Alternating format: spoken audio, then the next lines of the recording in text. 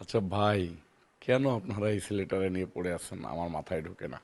এ কি কোনো বাংলাদেশের আইটেম? একটা স্টুপিড মার্কা ছেলে, যারে তারে নিয়ে যা তা বলে, সিনিয়র জুনিয়র মানে না।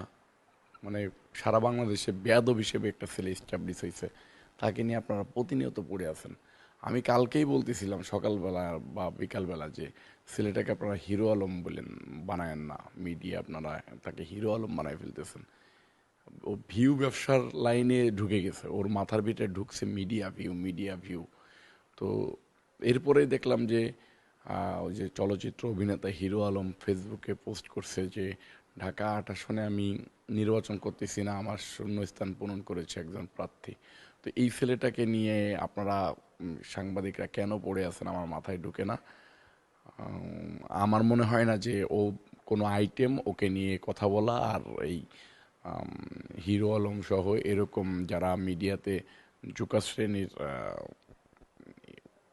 ক্যারেক্টার থাকে তাদেরকে নিয়ে কথা বলা সেম ব্যাপার। আমি ওকে নিয়ে আর কোনো কথা বলতে চাই না। ধন্যবাদ।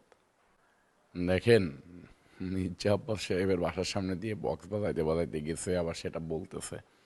এটা হলো, সে খুব মনে প্রাণে চাচ্ছে যে তাকে নির্বাচনের আগে কেউ মারুক, সে মার খেয়ে একটু হাইলাইটস হতে চায়। তো আমরা, আমি আব্বাস ভাইকে বলেছি, প্রথম দিকেই বলেছি যে ভাই আপনি ও আপনার বাসার কত স্টাফ রয়েছে তাদের লেভেলের এই ছেলে আপনাকে নিয়ে কথা বলে নিজেকে হাইলাইটস করার চেষ্টা করতেছে, এবং সে চাচ্ছে যে আপনার নেতাকর্মীরা তার গায়ে হাত দিক, সে নিজেকে বোঝাক যে মির্জা আব্বাস আমাকে মেরেছে।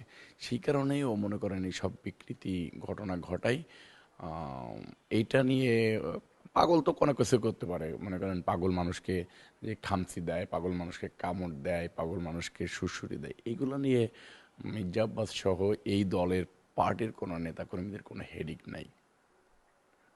দেখেন, আহ, ও তো কি বললো না বললো আমাকে নিয়ে সেটা আমার কোনো ম্যাটার না।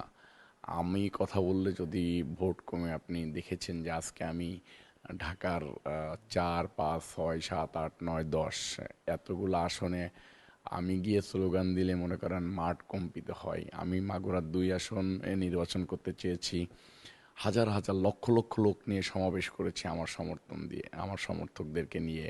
এবং আমার পার্টি একটা পর্যায়ে মনে করেছে যে আমি চাইলে ওই আসন জিততেছে, আমি না চাইলে ওই আসন হারতেছে। আমাকে পার্টি থেকে ব্যাপক আকারে প্রেশার দিয়ে ওই আসন জিতিয়ে আনার জন্য আহ, বলা হয়েছে। আমি ইনশাল্লাহ ওই মাগুরা 2 আসন সহ মাগুরা 1 আসন দুইটাই জিতাই নিয়ে আসবো ইনশাল্লাহ।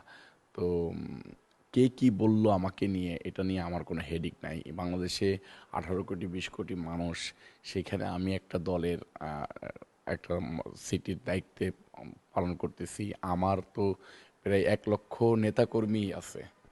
তো আমার আমার যে আমার একটা ওয়ার্ডে, একটা ইউনিটে যে পরিমাণ নেতাকর্মী আছে, তাদের টোটাল দলে সেই কজন নেতাকর্মী নাই। তো সেরকম একটা দলের থেকে একটা ছেলে যদি কথা বলে, তো সেটা নিয়ে আমিও উত্তর দেবো, এটা আমার জন্য খুবই বিব্রতকর। ধন্যবাদ।